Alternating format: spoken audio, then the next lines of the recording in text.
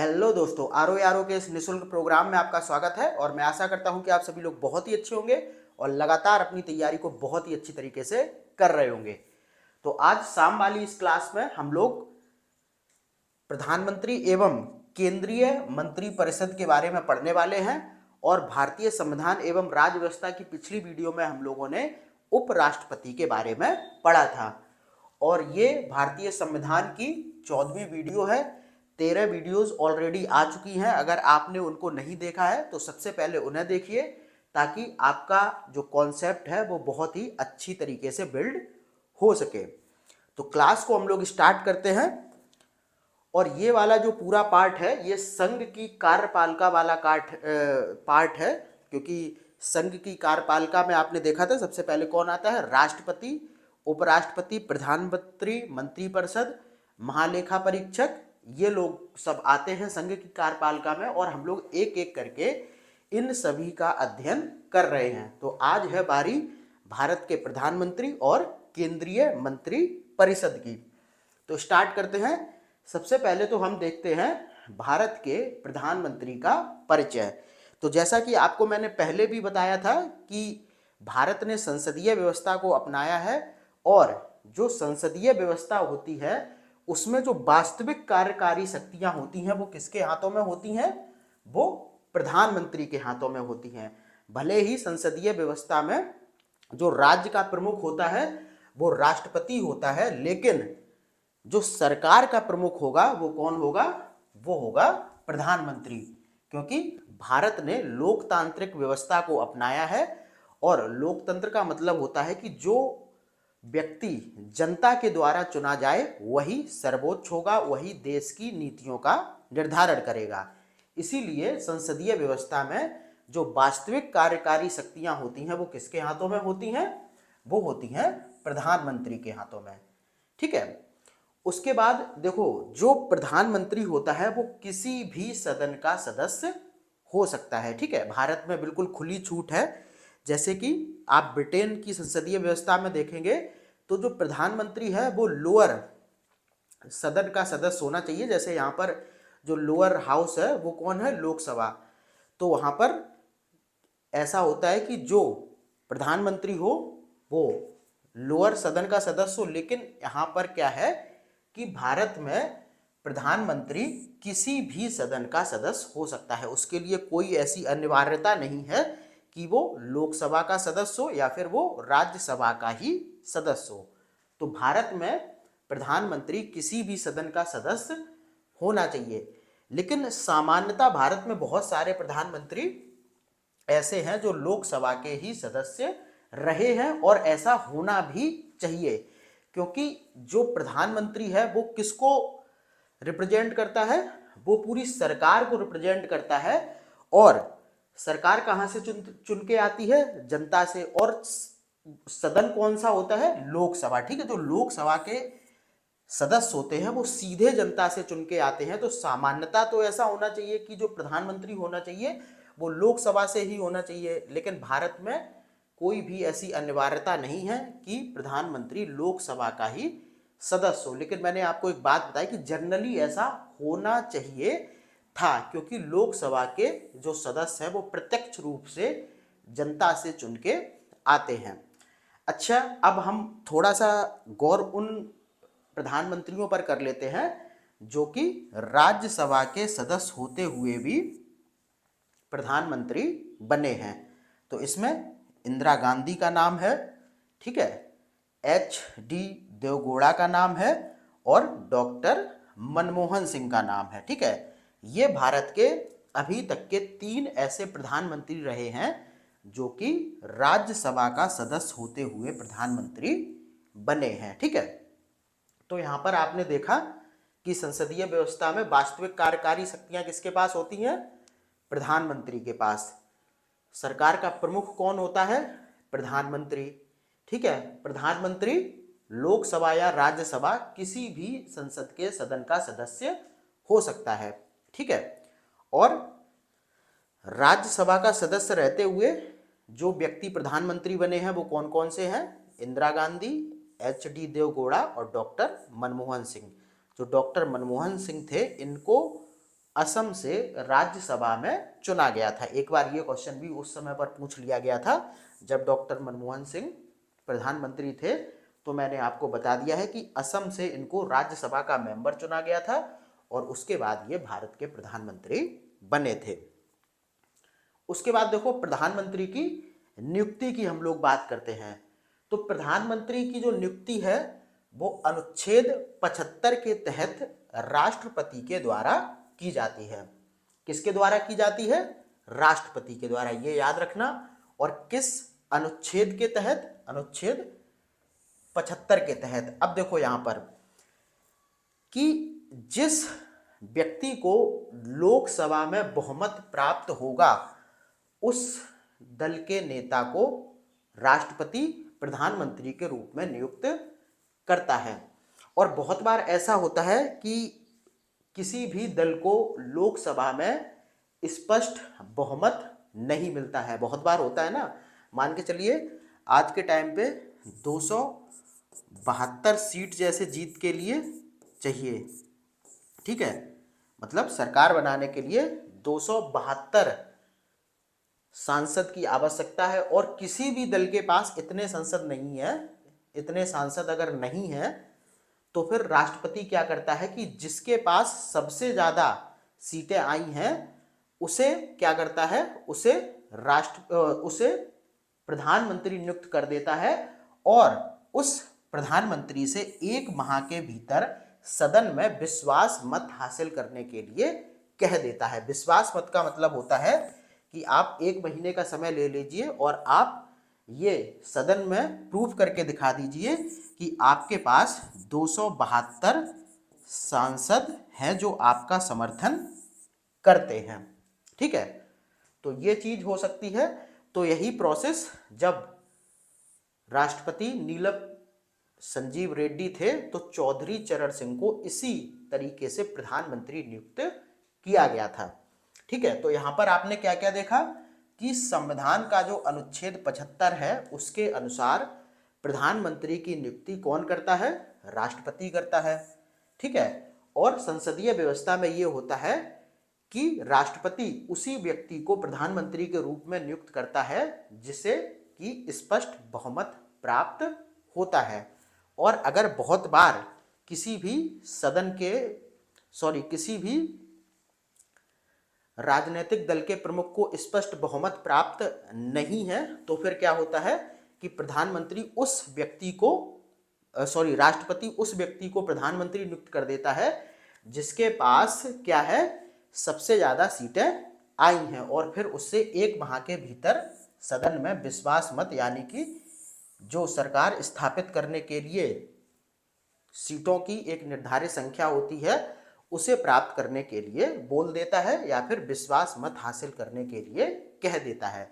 और ये जो प्रोसेस हुआ था ये जब राष्ट्रपति नीलम संजीव रेड्डी थे तो चौधरी चरण सिंह को इसी तरीके से उन्होंने प्रधानमंत्री नियुक्त किया था, ठीक है। अब देखो यहां पर एक चीज और है कि 1997 में उच्चतम न्यायालय ने एक निर्णय दिया था कि जो व्यक्ति संसद के किसी भी सदन का सदस्य नहीं है उसे सिर्फ 6 महीने के लिए प्रधानमंत्री नियुक्त किया जा सकता है। और इन 6 महीने में क्या होता था कि उसे किसी भी सदन के सदन की सदस्यता हासिल करनी होती थी और अगर वो नहीं करता है तो फिर क्या होता था, तो उसे प्रधानमंत्री के पद से हटना पड़ता था।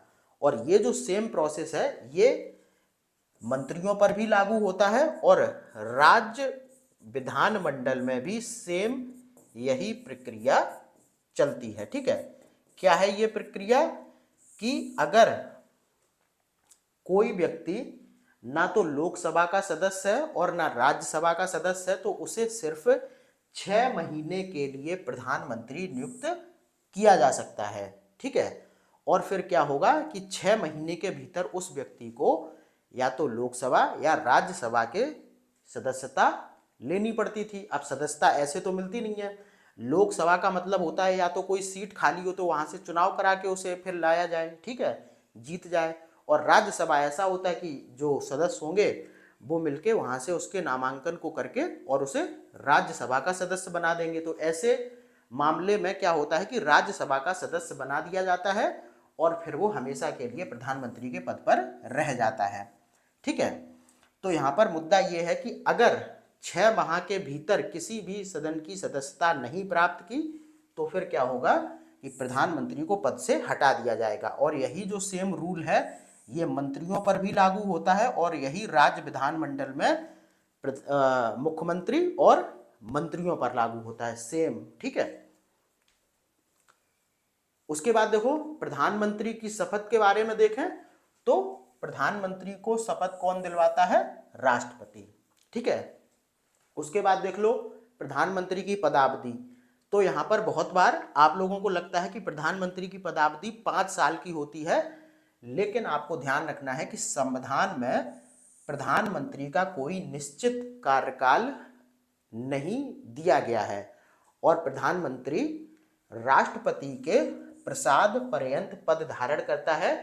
प्रसाद पर्यंत का मतलब होता है कि राष्ट्रपति की कृपा पर पद धारण करता है। प्रसाद पर्यंत का मतलब यही होता है कृपा पर पद धारण करना।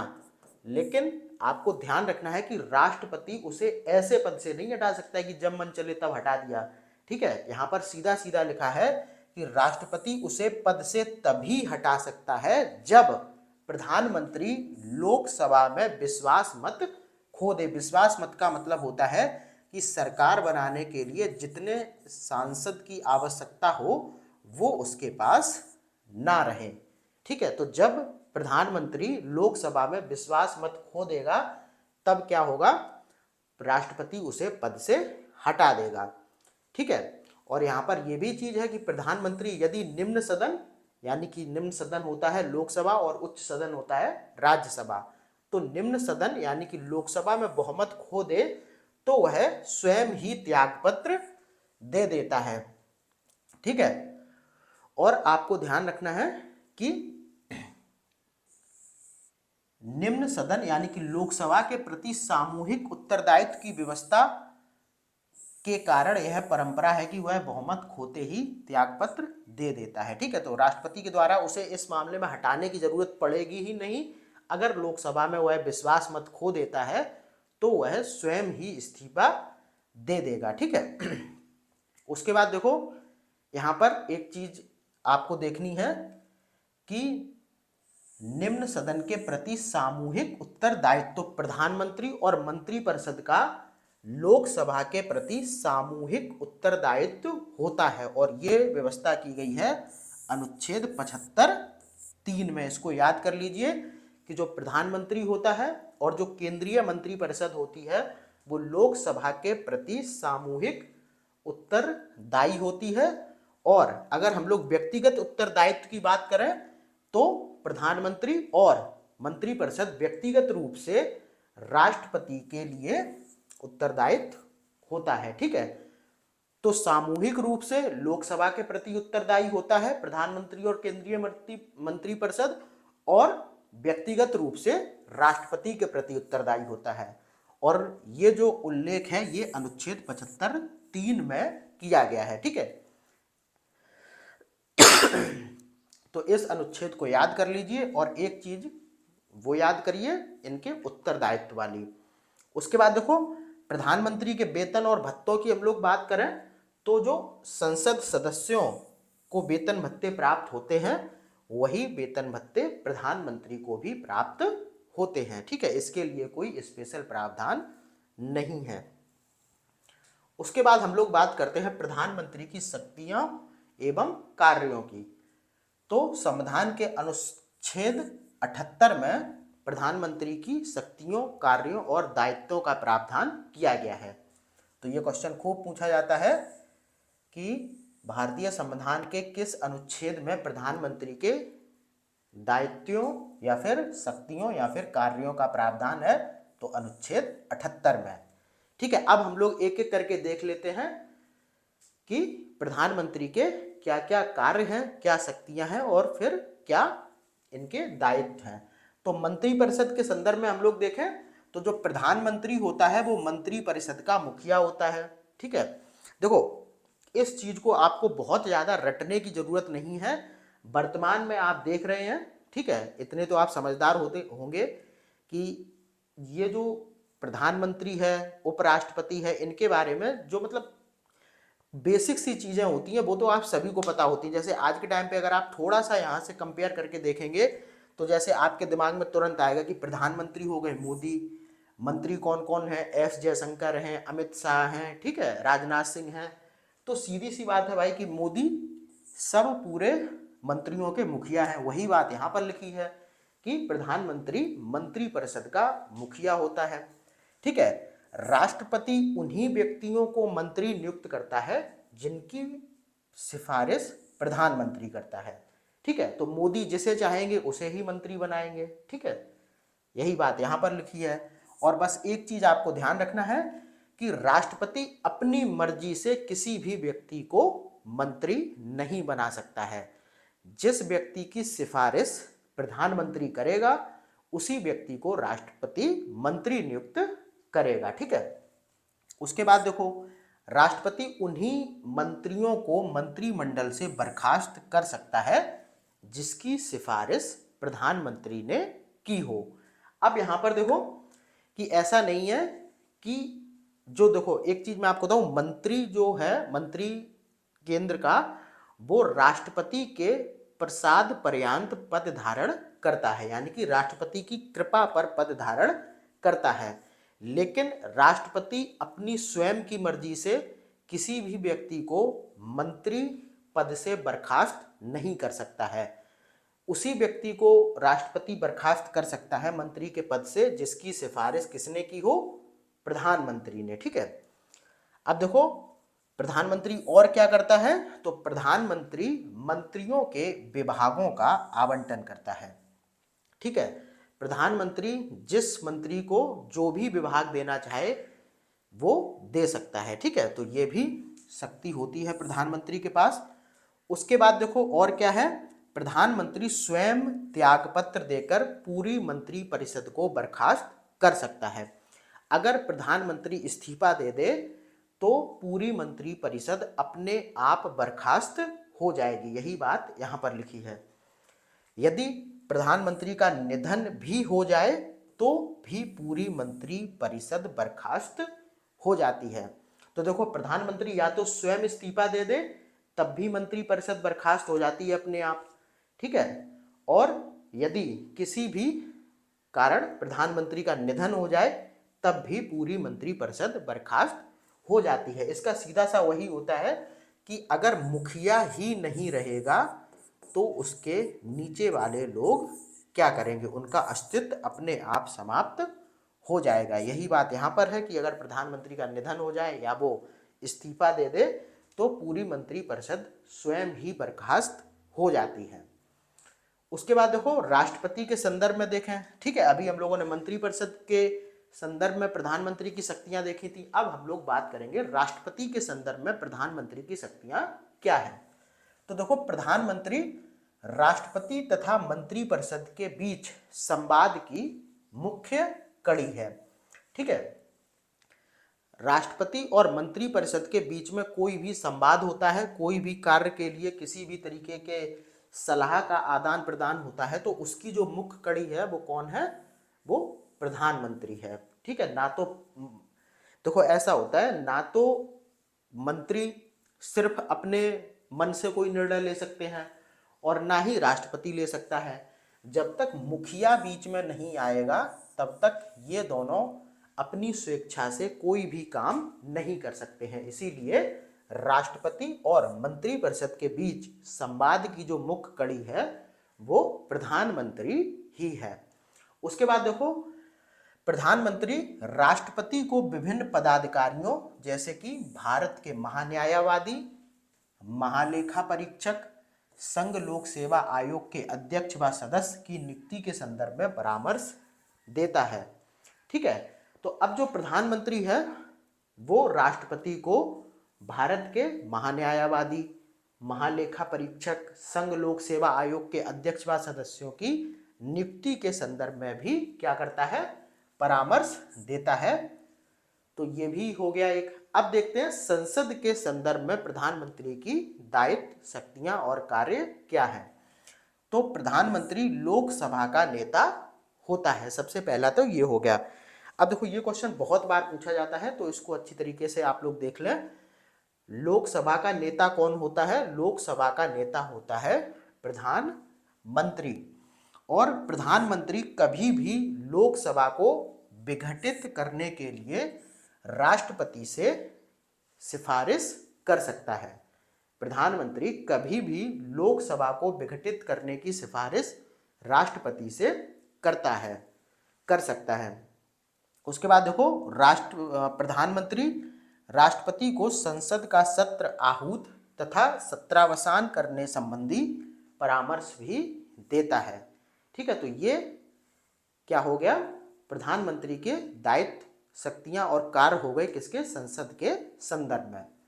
ठीक है, आगे बढ़े तो अन्य शक्तियां देखें तो ये भी बहुत इंपॉर्टेंट है। देखो प्रधानमंत्री जो होता है वो नीति आयोग, राष्ट्रीय विकास परिषद, राष्ट्रीय एकता परिषद, अंतर्राज्यीय परिषद, राष्ट्रीय जल संसाधन परिषद, राष्ट्रीय सुरक्षा परिषद, वैज्ञानिक एवं औद्योगिक अनुसंधान परिषद का अध्यक्ष होता है। ठीक है, तो ये सारे आप लोग याद कर लीजिए, बहुत बार पूछे गए हैं। मैं रिपीट कर देता हूं। देखो प्रधानमंत्री किस किस का अध्यक्ष होता है? नीति आयोग का, राष्ट्रीय विकास परिषद का, राष्ट्रीय एकता परिषद का, अंतर्राज्यीय परिषद का, राष्ट्रीय जल संसाधन परिषद का, राष्ट्रीय सुरक्षा परिषद का, वैज्ञानिक एवं औद्योगिक अनुसंधान परिषद का। इन सभी परिषदों का अध्यक्ष कौन होता है? प्रधानमंत्री होता है। बाद बाकी देखो प्रधानमंत्री तीनों सेनाओं का राजनीतिक प्रमुख होता है। ठीक है, संवैधानिक प्रमुख कौन हो गया? राष्ट्रपति। लेकिन तीनों सेनाओं का राजनीतिक प्रमुख होता है कौन?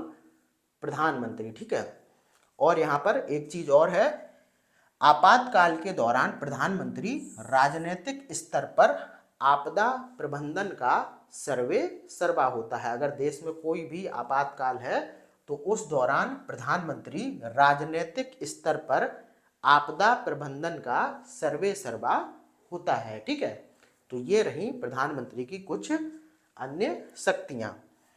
उसके बाद देखो अब प्रधानमंत्री का पूरा मामला क्लियर हो गया। अब हम लोग बढ़ते हैं कहां पर? केंद्रीय मंत्री परिषद की तरफ। तो देखो अनुच्छेद 74 में लिखा हुआ है कि एक मंत्री परिषद होगी राष्ट्रपति को सहायता व सलाह देने हेतु। तो अनुच्छेद 74 के अनुसार, ये अनुच्छेद याद करिए, अनुच्छेद 74 के अनुसार राष्ट्रपति को सहायता व सलाह देने हेतु एक मंत्री परिषद होगी और इसका मुखिया कौन होगा? मुखिया होगा प्रधानमंत्री।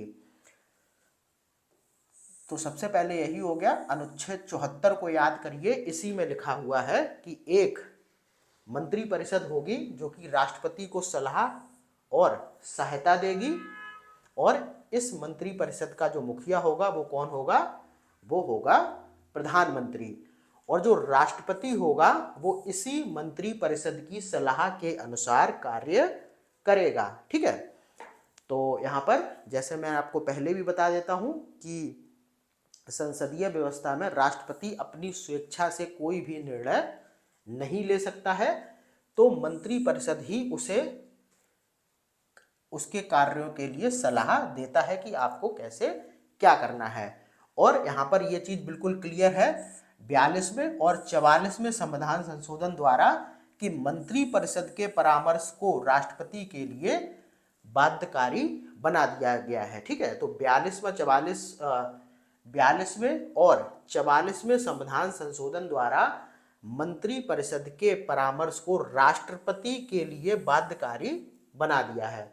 यानी कि जो भी परामर्श मंत्री परिषद के द्वारा राष्ट्रपति को दिया जाएगा तो राष्ट्रपति को उसी परामर्श के अनुसार कार्य करना पड़ेगा। ठीक है, और ये परामर्श राष्ट्रपति के लिए बाध्यकारी है, और ये बाध्यकारी किस संशोधन के तहत बनाया गया? 42वें और 44वें संविधान संशोधन के द्वारा। ठीक है, अगर राष्ट्रपति अपनी कार्यकारी शक्तियों को बिना मंत्रिमंडल की सलाह के प्रयोग करते हैं तो यह कार्य कैसे होंगे? असंवैधानिक होंगे और अनुच्छेद 74 का उल्लंघन होंगे। ठीक है, अगर राष्ट्रपति मंत्रिपरिषद के परामर्श के बिना कार्य करता है तो ये कार्य असंवैधानिक होगा और अनुच्छेद 74 का उल्लंघन माना जाएगा।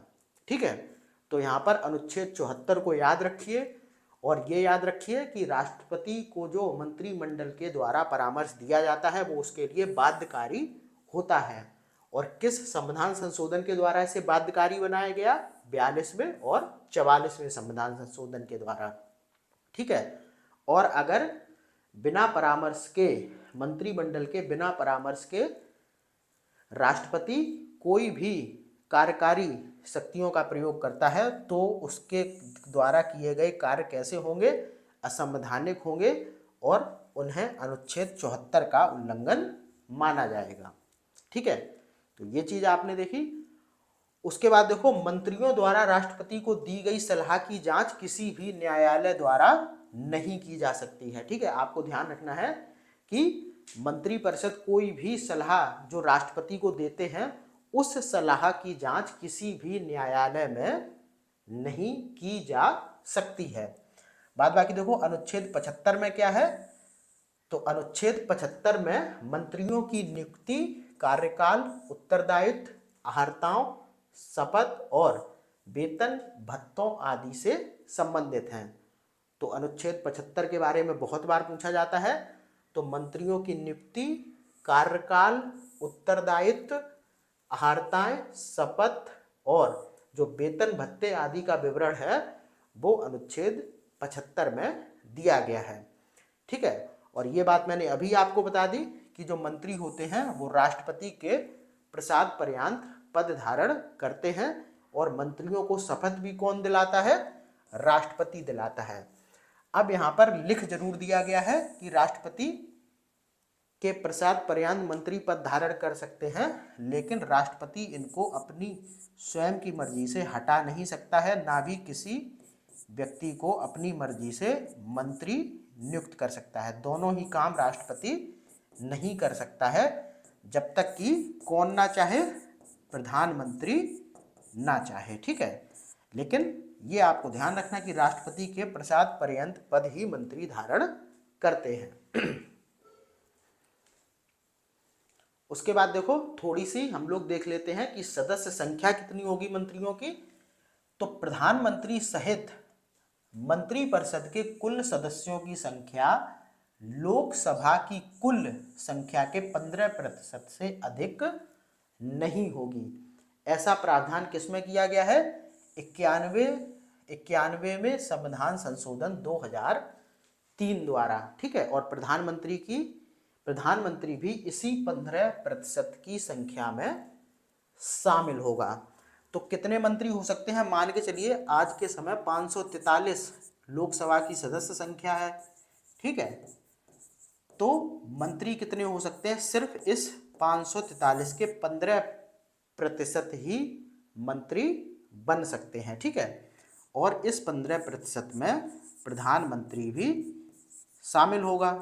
ठीक है, तो यही बात यहाँ पर लिखी है और ये जो प्रावधान है ये 91वें संविधान संशोधन 2003 के द्वारा किया गया है। बाद बाकी थोड़ा सा उत्तरदायित्व की बात करें तो मंत्रिपरिषद व्यक्तिगत रूप से राष्ट्रपति के प्रति उत्तरदायी होती है, मैंने आपको पहले ही बता दिया, और सामूहिक रूप से लोकसभा के प्रति उत्तरदायी होती है। अब देखो, क्वेश्चन फंसाने के लिए बहुत बार क्या होता है कि क्वेश्चन आपसे पूछा जाता है कि मंत्रिपरिषद सामूहिक रूप से किसके लिए जिम्मेदार होती है या फिर उत्तरदायी होती है। तो यहाँ पर क्या होगा? लोकसभा विकल्प में ना देके सीधा संसद विकल्प में दे दिया जाता है।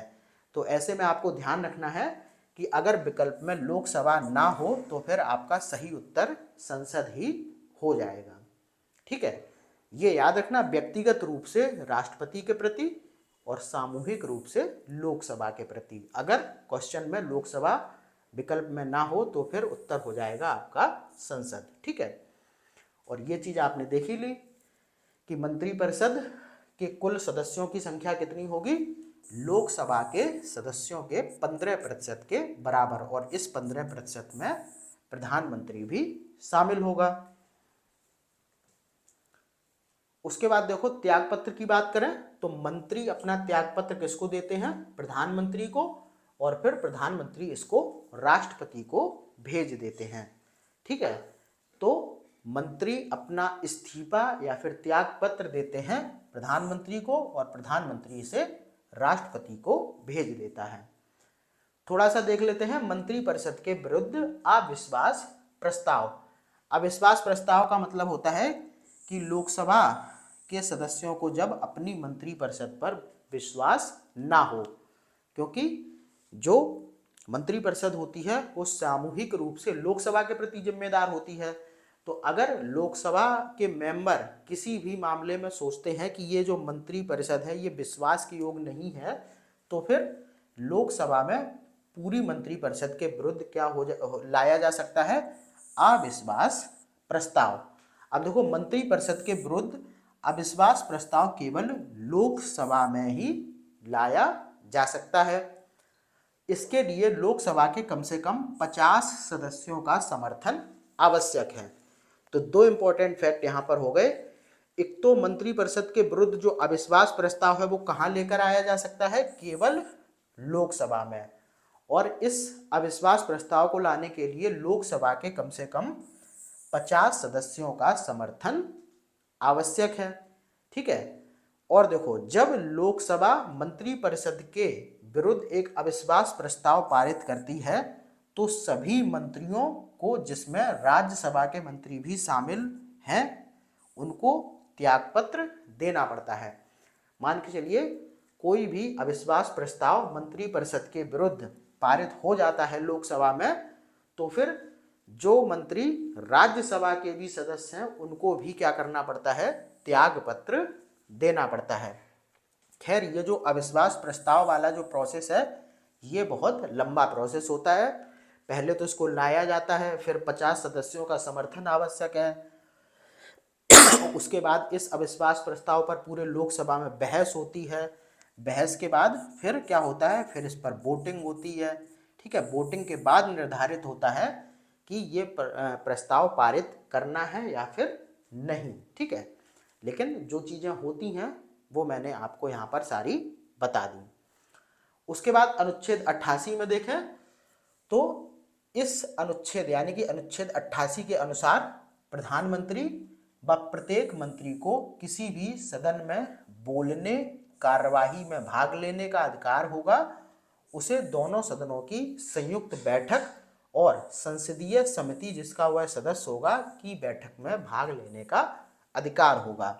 ठीक है, लेकिन ध्यान देने वाली बात यह है कि जो मंत्री होगा वो मतदान सिर्फ उसी सदन में करेगा जिसका कि वह सदस्य होगा। तो अनुच्छेद 88 में देखो क्या क्या है? प्रधानमंत्री और जो मंत्री हैं वो किसी भी सदन में बोल सकते हैं, किसी भी सदन की कार्यवाही में भाग ले सकते हैं। ठीक है, दोनों सदनों की संयुक्त बैठक में भाग ले सकते हैं, और संसदीय समितियां होती हैं बहुत सारी, तो जिसका वह सदस्य है उसकी बैठक में भाग ले सकता है। ठीक है, लेकिन यहाँ पर ध्यान देने वाली बात यह है कि वो किसी भी सदन में बोल सकता है, किसी भी सदन की कार्यवाही में भाग ले सकता है, लेकिन एक मंत्री मतदान सिर्फ वही करेगा जिस सदन का वह सदस्य होगा। ठीक है, तो ये बात अनुच्छेद 88 में बिल्कुल क्लियर मेंशन की गई है। तो चीजें आपको पूरी तरीके से समझ में आ रही होंगी, क्योंकि यहाँ पर कोई बहुत ज्यादा ट्रिक है नहीं है, कोई बिल्कुल क्लियर चीजें लिखी हुई हैं आपके सामने और मैं आपको बताता जा रहा हूँ। उसके बाद देख लेते हैं हम लोग मंत्री परिषद की संरचना को। तो मंत्री परिषद जो होती है उसमें 3 प्रकार के मंत्री शामिल होते हैं। कौन कौन? एक होते हैं कैबिनेट मंत्री, दूसरे होते हैं राज्य मंत्री, और तीसरे होते हैं उपमंत्री। ठीक है, अब इसमें जो कैबिनेट मंत्री होते हैं वो मंत्री परिषद का सबसे महत्वपूर्ण भाग होता है, क्योंकि इनके पास सरकार के सबसे महत्वपूर्ण मंत्रालय होते हैं, जैसे कि गृह मंत्रालय, रक्षा मंत्रालय, वित्त मंत्रालय, विदेश मंत्रालय। ठीक है, यानी कि सरकार के सबसे महत्वपूर्ण मंत्रालयों के जो मंत्री होते हैं वो कैसे होते हैं, वो होते हैं कैबिनेट मंत्री। ठीक है। उसके बाद देखो राज्य मंत्री वो होते हैं जो कैबिनेट मंत्री के सहयोगी के तौर पर कार्य करते हैं। इनको मंत्रालयों या फिर विभागों का स्वतंत्र प्रभार दिया जाता है। तो जब भी आप पेपर पढ़ते होंगे तो आप ऐसे पढ़ते होंगे, कैबिनेट मिनिस्टर राजनाथ सिंह। ठीक है। और बहुत बार मंत्री कैसे लिखे हुए आपको मिलते हैं, राज्य मंत्री, और ब्रैकेट में लिखा होता है क्या, स्वतंत्र प्रभार। ठीक है। पेपर तो आप लोग देखते ही होंगे, तो आप यहां पर व्यवहारिक तरीके से भी समझ सकते हैं। ठीक है। तो इस तरीके से कैबिनेट मंत्री के पास क्या होता है, सरकार के सबसे महत्वपूर्ण मंत्रालय होते हैं, और फिर उसके नीचे जो राज्य मंत्री होते हैं वो कैबिनेट मंत्री के सहयोगी के तौर पर कार्य करते हैं। और इन राज्य मंत्री के पास क्या होता है, मंत्रालयों अथवा विभागों का स्वतंत्र प्रभार दिया जाता है इनको। फिर आते हैं कौन, उपमंत्री। ठीक है। ये क्या करते हैं, ये विभागों के प्रशासनिक कार्यों का निर्वहन करते हैं। और उपमंत्री मंत्रिमंडल की बैठकों में भी भाग नहीं लेते हैं। ठीक है। तो कैबिनेट मंत्री सबसे टॉप पर, फिर उसके बाद आते हैं राज्य मंत्री, और फिर आते हैं उपमंत्री। बाद बाकी क्या क्या इनका डिफरेंस है, क्या क्या इनके बारे में है, ये सब सारी चीजें आपने देख ली। अब बढ़ते हैं हम लोग आगे। अब देखो आपको दो टर्म देखने को मिलते हैं, एक है मंत्री परिषद और दूसरा है मंत्री मंडल। तो बहुत से लोग इस चीज में कंफ्यूज रहते हैं, तो मैं आपको बताऊं। देखो मंत्री परिषद में क्या होता है कि मंत्रियों की तीनों श्रेणियां शामिल होती हैं। अभी आपने देखा तीनों श्रेणियां कौन होती हैं, कैबिनेट मंत्री, राज्य मंत्री और उपमंत्री। लेकिन मंत्रिमंडल में सिर्फ कैबिनेट मंत्री आते हैं। तो जो मंत्रिमंडल है वो मंत्री परिषद का ही एक भाग होता है। अब देखो जो मंत्री परिषद है इसका उल्लेख मूल संविधान में किया गया है, लेकिन मंत्रिमंडल का उल्लेख मूल संविधान में कहीं नहीं किया गया था, बल्कि 44वें संविधान संशोधन द्वारा अनुच्छेद 352 के खंड 3 में इस मंत्रिमंडल शब्द को शामिल किया गया है। ठीक है। तो मंत्री परिषद में मंत्रियों की तीनों श्रेणियां और मंत्रिमंडल में सिर्फ कैबिनेट मंत्री। मंत्री परिषद का उल्लेख मूल संविधान में, लेकिन मंत्रिमंडल का उल्लेख मूल संविधान में ना होकर इसे 44वें संविधान संशोधन अधिनियम द्वारा अनुच्छेद 352 के खंड 3 में शामिल किया गया है। ठीक है। तो ये अंतर हो गया मंत्री परिषद का और मंत्रिमंडल का। उसके बाद देखो केंद्रीय कैबिनेट सचिवालय किसके अधीन होता है, प्रधानमंत्री के अधीन। बहुत बार क्वेश्चन पूछा जा चुका है। केंद्रीय कैबिनेट सचिवालय प्रधानमंत्री के अधीन होता है, और इसका जो प्रशासनिक प्रमुख होता है वो कौन होता है, कैबिनेट सचिव, जो कि सिविल सर्विसेज बोर्ड का भी पदेन अध्यक्ष होता है। ठीक है। तो केंद्रीय कैबिनेट सचिवालय किसके अधीन होता है, प्रधानमंत्री के। इसका प्रशासनिक प्रमुख कौन होता है, कैबिनेट सचिव, और कैबिनेट सचिव सिविल सर्विसेज बोर्ड का पदेन अध्यक्ष भी होता है। ठीक है। तीनों चीजें ये पूछी जा चुकी हैं। उसके बाद देखो 15 अगस्त 1947 को केंद्र में मंत्रालयों की संख्या कितनी थी, 18। ये भी याद रखिए, वन लाइनर के रूप में ये क्वेश्चन 2-3 बार पूछा जा चुका है। 15 अगस्त 1947 को केंद्र में मंत्रालयों की संख्या कितनी थी, 18। उसके बाद देखो मंत्रिमंडल की शक्तियां देखते हैं और इनके कार्य क्या है, इनको थोड़ा सा देख लेते हैं। तो राष्ट्रीय नीति के निर्धारण में मंत्रिमंडल महत्वपूर्ण भूमिका निभाती है। तो राष्ट्र के लिए यानी कि देश के लिए जो भी नीतियां बनती हैं उसमें मुख्य भूमिका किसकी रहती है, मंत्रिमंडल की। ठीक है। क्योंकि सारे मंत्री मिलकर ही राष्ट्र की नीतियों को निर्धारित करते हैं। जैसे कि वित्त मंत्री देखेगा देश की वित्तीय नीतियों को कैसे बनाना है, विदेश मंत्री देखेगा कि फॉरेन पॉलिसीज को कैसे लागू करना है, ये सारी चीजें। उसके बाद देखो कार्यपालिका शक्ति का प्रयोग व्यवहारिक रूप में मंत्रिमंडल द्वारा किया जाता है। ठीक है, तो कार्यपालिका शक्ति का प्रयोग व्यवहारिक रूप में किसके द्वारा? मंत्रिमंडल के द्वारा ही किया जाएगा। ठीक है, उसके बाद देखो, अब ये तो मैंने आपको बता ही दिया था कि न्यायपालिका, कार्यपालिका और विधायिका क्या क्या होते हैं। तो अब मैं दोबारा तो समझाऊंगा नहीं कि ये कार्यपालिका शक्तियां क्या होती हैं। अगर आपको नहीं पता है तो आप प्रीवियस वीडियो देखिए, उसमें मैंने सारी चीज़ों को बहुत अच्छी तरीके से कवर किया हुआ है।